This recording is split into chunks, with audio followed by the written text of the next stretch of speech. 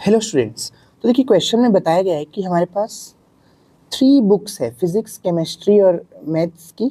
मतलब 3 बुक्स नहीं है, 3 सेट्स ऑफ बुक्स है। मतलब फिजिक्स की कुछ बुक्स है जो कि देखिए यहाँ पे आप पढ़ेंगे क्वेश्चन तो पता चलेगा। फिजिक्स की 144 बुक्स हैं, केमिस्ट्री की 180 बुक्स हैं और मैथमेटिक्स की 192 बुक्स हैं। अब सभी बुक्स सेम थिकनेस की है ऐसा मान लेना लिखा है, और सभी के यानी फिजिक्स, केमिस्ट्री और मैथ्स के कितने स्टैक्स बनेंगे यानी कितने बंडल बनेंगे, और यहाँ पे दे दिया है कि सभी बंडल की हाइट सेम होनी चाहिए। इसका मतलब मैथ्स की बुक हो चाहे फिजिक्स की बुक हो, सब एकदम बराबर बराबर बराबर हाइट के बंडल बने होने चाहिए बुक्स के। और फिजिक्स, केमिस्ट्री और मैथ्स इनके अलग अलग बंडल बनेंगे, लेकिन हाँ जो भी बंडल बनेगा वो सबका बराबर रहेगा। ऐसा नहीं कि फिजिक्स की बुक कम है तो उसका बंडल छोटा बनेगा, केमिस्ट्री की बुक ज़्यादा है तो उसका बड़ा बंडल, ऐसा नहीं। सभी बंडल या फिर स्टैक्स के साइज सेम होने चाहिए। मतलब सभी में नंबर ऑफ बुक्स भी सेम होगी, जाहिर सी बात है। तो ऐसे कितने स्टैक्स बनेंगे फिजिक्स, केमिस्ट्री और मैथ्स के बुक के, ये हमें बताना है। सभी बंडल जो है उनका साइज सेम होना चाहिए, यानी सभी में नंबर ऑफ बुक्स सेम होनी चाहिए। इसके लिए ये निकालना ज़रूरी है, मतलब एक ऐसा नंबर निकालना ज़रूरी है जो इन सभी को डिवाइड कर दे। 192 को भी डिवाइड हो जाना चाहिए उससे, 180 भी डिवाइड हो जाना चाहिए और 144 भी डिवाइड हो जाना चाहिए। तो ऐसा नंबर हमें अगर निकालना हो जो तीनों चारों से डिवाइड हो, तो उस केस के लिए हम HCF निकालते हैं। तो तीनों नंबर का हमें HCF निकालना पड़ेगा पहले तो HCF निकालने के बाद ऐसा नंबर निकलेगा जो इन तीनों से डिवाइड, मतलब जो इन तीनों को डिवाइड कर देगा, 192 को भी, 180 को भी और 144 को भी। तो फिर उतने उतने बंडल में अपन इस बुक को जमा लेंगे, सभी बुक्स को। तो क्वेश्चन आसान है, बस हमें HCF निकालना है सबसे पहले। तो चलिए, नंबर ऑफ फिजिक्स की बुक 144 है तो सबसे पहले 144 का फैक्टराइजेशन करते हैं। 2 7 ज़ा 14, 2 2 ज़ा 4, 2 3 ज़ा 6, 2 6 ज़ा 12, 2 18 ज़ा 36, 2 9 ज़ा 18, 3 3 ज़ा 9 और 3 1 ज़ा 3। ये 144 का फैक्टराइजेशन हो गया। अब दूसरा केमिस्ट्री की बुक है तो 180 का कर लेते हैं फैक्टराइजेशन।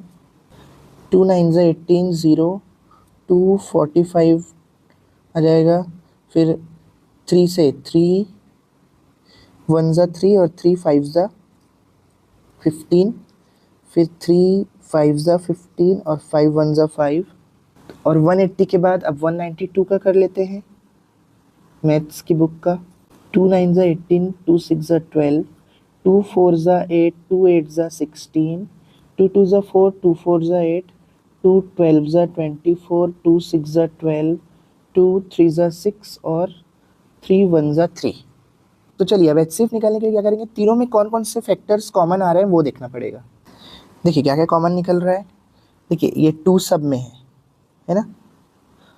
उसके बाद ये दूसरी बार 2 भी तीनों में है। उसके बाद 3 जो है वो तीनों में है।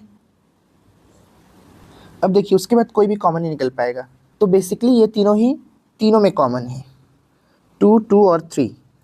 तो 2 मल्टीप्लाई 2 मल्टीप्लाई 3 यानी HCF क्या निकल जाएगा, 2 2 ज़ा 4, 4 3 ज़ा 12, तो 12 HCF निकल गया। इसका मतलब 12 एक ऐसा नंबर है जिससे 144 भी डिवाइड हो जाएगा, 180 भी डिवाइड हो जाएगा और 192 भी डिवाइड हो जाएगा। तो बराबर बराबर स्टैक या फिर बंडल बनाए जा सकते हैं। तो अब सिंपल है, फिजिक्स की बुक के कितने बंडल बनेंगे, सिंपली 144 को डिवाइड कर दो 12 से। केमिस्ट्री का निकालने के लिए 180 को डिवाइड कर दो और मैथ्स का निकालने के लिए 192 को 12 से डिवाइड कर देंगे तो हमारा आंसर आ जाएगा 144/12। तो देखिए आंसर क्या आ जाएगा, 12 12 ज़ा 144, तो 12 आ गया फिजिक्स के लिए। ठीक है, वैसे ही number of stacks of chemistry books, ये क्या आ जाएगा, 180 को डिवाइड कर देते हैं 12 से तो 15 बार में जा रहा है। और लास्ट मैथमेटिक्स की बुक, देखिए मैथ्स की बुक है 192 divide by 12 is equal to 16 answer आ रहे हैं ना, 16 स्टैक्स बन जाएंगे। तो देखिए ये तीनों ही आंसर है।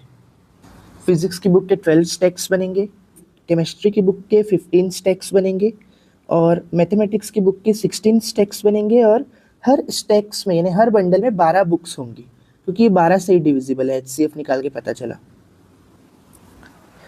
तो अगर आपको वीडियो अच्छा लगा हो और समझ में आया हो तो वीडियो को लाइक और चैनल को सब्सक्राइब ज़रूर करें। Thank you.